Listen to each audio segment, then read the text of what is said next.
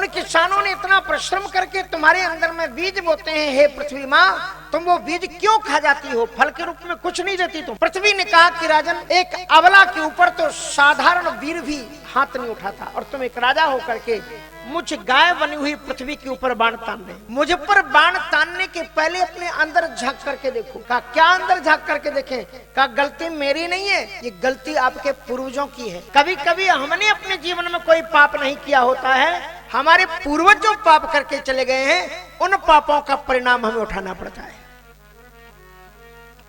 तो राजा पृथु ने कहा हमारे पूर्वजों को तुम क्यों उल्टा सीधा बोल रहे हो, क्या गलती की पूर्वजों ने? कहा आपके पूर्वजों में एक राजा हुए नास्तिक राजा बैन, उन्होंने यज्ञों को बंद करवा दिया। और भगवत गीता में कहते हैं स यज्ञाः प्रजा सत्वा पुरोवाच प्रजापति, यज्ञ करने से देवता प्रसन्न होते हैं और देवता प्रसन्न होकर के जल बरसाते हैं, उससे पृथ्वी सस्य श्यामला होती है, अनाज पैदा करती है। सैकड़ों वर्षों से आपके पूर्वजों ने जो बंद किए हैं यज्ञ, आज तक यज्ञ नहीं हुए, उसका परिणाम यह है कि पृथ्वी पर वर्षा हुई नहीं, भूमि उबड़ खाबड़ हो गई है। कृषि विज्ञान का सबसे पहला आचार्य कौन था वैज्ञानिक? उसका नाम है पृथु, और इसलिए इन्हीं राजा पृथु के नाम पर इस धरती का नाम हो गया पृथ्वी। उन्होंने कहा कि महाराज मुझे मारो मत, यंत्र तंत्र बनाओ, क्षमाम कृत्वा चमाम राजन देव विष्णु यथापया। यंत्र तंत्रों के द्वारा जो मेरी पृथ्वी उबड़ खाबड़ हो गई, झाड़ झंकाड़ पैदा हो गया, उसे हटाओ और पृथ्वी को सम बनाओ। उपावर्तेत यथा वर्षम, उससे क्या होगा? कहा उसका परिणाम ये होगा अपर्तावपि भद्रमते उपावर्तेत में विभो, जो पानी बरसता है वो समान रूप से पृथ्वी पर जा सके। आप जानते हो जब खेती में आप पानी लगाते हो, धान लगाते हो तो पानी लगाते हो ना, तो पानी पूरे में नहीं जाता, कहीं कहीं पर खेत नीचा होता है, कहीं पर ऊंचा होता है। उसके लिए क्या करते हैं? बीच बीच में छोटी छोटी सी काइयां बना देते हैं, मिट्टी की छोटी छोटी सी रेखाएं, ताकि इस गड्ढे का पानी इसी में भरा रहे, वो नीचा है उसमें वहां भरा रहे। ये व्यवस्था अपने को करनी पड़ती है, तब पानी ठहरता है और फिर समान रूप से पानी मिलता है, तो पूरा खेत एक जैसा लहलहाता है। पृथु ने वही किया। परिणाम ये हुआ कि पृथ्वी साक्षात कामधेनु बन गई। अपन क्या है ना, हर एक चीज को बस चित्र में देखते हैं। कामधेनु कहा तो गाय बना करके खड़ी कर दी, बोले गाय बन, गाय नहीं बन गई, पृथ्वी कामधेनु है कि नहीं कामधेनु? आप अपने खेत के अंदर जो तो तैयारी करो, वैज्ञानिकों से पूछो। आजकल तो टीवी में भी पृथ्वी को पैदा करने के बड़े उपाय बताए जाते हैं, कैसे भूमि तैयार करें, किस समय पर तैयार करें। पुराने जमाने में किसान एक फसल बोते थे, नीचे कपड़ा पहने, ऊपर से उघारे, एक गमछा डाले, ऐसे रहते थे बेचारे किसान। मजा मौज तो शहरों में जो कुर्सी पर बैठने वाले होते थे वो उड़ाते। और उसके बाद में वो किसान, क्योंकि एक ही फसल होती थी और उसी फसल के ऊपर, और अब जब विज्ञान बढ़ा है तो एक वर्ष में व्यक्ति 3 फसल पैदा कर रहा है। अब शहर वाले लोग ताकते हैं गांव की ओर, यार अपन ने गलती कर दी, छोड़ के चले आए। वो धनुआ भी नहीं पड़े, देखो कैसे खेत करके कितना अच्छा घर बना लिया घर में। अरे घर में भी अब 3 मंजिल बड़े बड़े राजमहल खड़े हो रहे हैं। कुछ दिन बाद आप चिंता मत करो, आपको गांव से शहर जाने की जरूरत नहीं है। आप ऐसा गांव को बना दो कि शहर वाले उल्ट करके आपके गांव में आए, आपके सामने मत्था रख लें कि भैया हमें यही रहने दो। इसलिए तुम्हारे पूर्वजों की, पितरों की जो भी जमीन हो, अगर आप बेचने के विचार पाल रखे हो तो बड़ी गलती कर रहे हो। 10 वर्ष बाद आपको पछताना पड़ेगा। उसी को आप प्रणाम करो और उसकी सेवा में लग जाओ।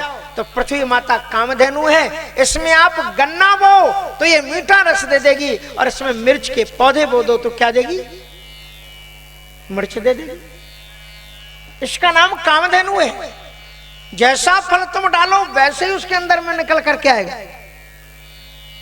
इसीलिए इसको कामधेनु कहा गया। ये पानी भी देती है, ये फल भी देती है, ये अनाज भी देती है, औषधियां भी देती है। जीवन की अपेक्षित जो तुम कपड़ा पहने पृथ्वी देती है, पृथ्वी से वृक्ष, वृक्ष से कागज, कागज से कपड़े, कितनी कितनी चीजें बनती। तुम्हारे पास में जो भी चीज है ये सब कामधेनु माता पृथ्वी की दी हुई है। इसलिए प्राचीन काल में जब भी उठता था तो हमारी हिंदू संस्कृत का पहला विज्ञान था, सबसे पहले हम किसको प्रणाम करते थे? इसी पृथ्वी माता को प्रणाम करते थे। उस विज्ञान को भूलो मत। सबसे पहले उठो बिस्तर पर तो क्या करो? अपने इन हाथों को ऐसे ऐसे मलो और मलने के बाद में ऐसा कुप्पा बना करके आंखों पर रखो। आंखों को खोलने का भी एक तरीका है, तो आंखें आपकी कभी खराब ही नहीं होंगी। और उसके बाद में वाष्पीकरण करने के बाद में लगभग 10-15 सेकंड के बाद आंखों को खोलो। सबसे पहले आपको क्या देखना है? क्या देखना है? आंखों को खोलने के बाद क्या देखना है? अरे वाह, ये तो सबसे अच्छा वैज्ञानिक बता रहा है। बताओ क्या देखना है जी? बिल्कुल सही आप उत्तर दे रहे हैं। अपने हाथों को देखो, क्योंकि आपके जीवन में जो कुछ देने वाले हैं ऊपर वाला बाद में देगा। ये हाथ करेंगे कुछ तो ही मिलेगा। इन हाथों में सारे देवता बैठे हुए, इसलिए हमारी परंपरा थी कराग्रे वसते लक्ष्मी कर मध्ये तु सरस्वती कर मूले स्थिता गौरी प्रभाते कर दर्शनम। कराग्रे वसते लक्ष्मी, लक्ष्मी को हरदम आगे रखो दान देने के लिए। कर मध्य तू सरस्वती, और कर के मध्य में सरस्वती, कर मूले तू गोविंदा प्रभाते, जो भी आपको बोलना हो। उसके बाद में पृथ्वी को प्रणाम करते। समुद्र वसने देवी पर्वतस्तन मंडले विष्णु पत्नी नमस्तुभ्यं पादस्पर्शम क्षमस्व मे। इसलिए कराग्रे, इसलिए पृथ्वी को प्रणाम करते हैं फिर, और पृथ्वी को प्रणाम करते हुए कहते हैं समुद्र वसने देवी पर्वत स्तन मंडले विष्णु पत्नी। ये पृथ्वी का एक नाम माधवी है, आप जानते कि नहीं? पृथ्वी का एक नाम क्या है? माधवी। किसने कहा ये माधवी नाम? कहीं पढ़ा आपने? पृथ्वी का नाम एक माधवी है, क्योंकि इसकी बेटी है सीता, इसी पृथ्वी की बेटी है सीता। और सीता जी ने अंतिम समय जब राम जी ने दोबारा परीक्षा उनके लिए, तो रो करके बोली है दृष्ट्वा समागतान सर्वान सीता का सायवासिनी अब्रवीत प्रांजलिर्वाक्यम अधो दृष्टिरवांग मुखम। और पृथ्वी जी से सीता जी क्या बोलती हैं वाल्मीकि रामायण में कि यथा हम शक्ति मुक्तम ही, यदि मैंने मनसा वाचा कर्मणा राम की ही समर्था की। वेद रामात् परम न च तथा मे माधवी विवरम दातुमर्हति मनसा कर्मणा वाचा यथा रामं समर्चये तदा मे माधवी देवी विवरम दातुमर्हति यथैतत् सत्यमुक्तं हि वेदि रामात् परं न च तथा मे माधवी देवी विवरम दातुमर्हति यथा सपन्त्यां वैदेह्यां प्रादुरासीत् तदद्भुतं भूतिलादुत्थितं दिव्यं सिंहासनम अनुत्तमम। माधवी पृथ्वी का नाम। तो इस पृथ्वी इसको उन्होंने श्यामला बनाया, राजा पृथु ने कामधेनु बना दिया। और क्या हुआ? कृत्वावत् संसुरगणा, पृथ्वी को कामधेनु बनाया, और कैसे कैसे बछड़े बने और कैसे कैसे किन किन रत्नों का दोहन किया गया, एक आध दो रत्न बता करके आगे बढ़े। कृत्वावत् संसुरगणा इंद्रम सौम्य मधुदुहन हिरणमये निपाते वीर्य मोजो बलम पया। देवताओं ने इंद्र को बछड़ा बना करके अमृतत्व का दोहन किया। ऋषियों ने बृहस्पति को बछड़ा बना करके वेद तत्व का दोहन किया, ब्रह्म विद्या का दोहन किया। नागों ने वसु को बछड़ा बना करके जहर का दोहन किया। तो सभी ने अलग अलग इस पृथ्वी से सब कुछ पाया है। ये राजा पृथु ने पृथ्वी को सच श्यामला किया, बाद में 100 यज्ञ किए,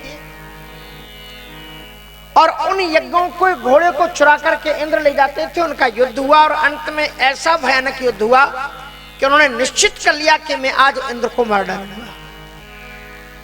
और इंद्र को मारने के लिए प्रतिज्ञा करके जब मारने ही जा रहे थे, उसी समय ब्रह्मा जी इंद्र को पकड़ के ले आए, शरणागत कर दिया कि महाराज ये इंद्र आपसे शर्मिंदा है और आपसे क्षमा मांग रहे। महाराज क्षमाशील जे पर उपकारी, जो क्षमाशील परोपकारी होते हैं भगवान को बड़े प्रिय होते हैं, आप इनको क्षमा कर दीजिए।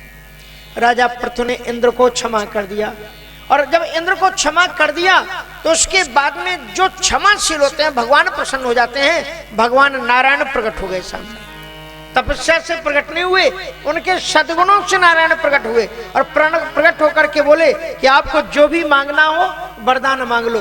तो ये बड़े काम की चीज है कि महाराज पृथु ने वरदान क्या मांगा, ध्यान से सुनना। न कामये नाथ तदप्यहम क्वचिन न यत्र युष्मच्चरणाम्बुजा सभा। यद्यपि मेरे मन में कोई भी वरदान मांगने की कामना नहीं है, फिर भी मेरे मालिक आप सामने खड़े हो और मैं ना मांगू तो हठधर्मी हो जाऊं, इसलिए आप वरदान मुझे दीजिए। क्या वरदान मांगा कि महत्तमांतर हृदयान मुखच्चितो विधत्सु करुणायुतमेश में वरः। ऐसा वरदान दो कि मेरे पांव जहां पर आपका सत्संग ना होता हो, जहां आपका कीर्तन ना होता हो, जहां आपका यज्ञ ना होता हो, वहां मेरे कदम भूल करके भी ना जाए। केवल जहां पर आपकी कथा हो रही हो वहां पर बिना बुलाए मेरे कदम चले जाए। और कथा में क्या हो, महत्तमांतर हृदयान मुखच्युतो विधत्स करुणायुक्त में इसमें बरा। ये दो कानों से कथा सुनते सुनते मेरा मन भरता नहीं है।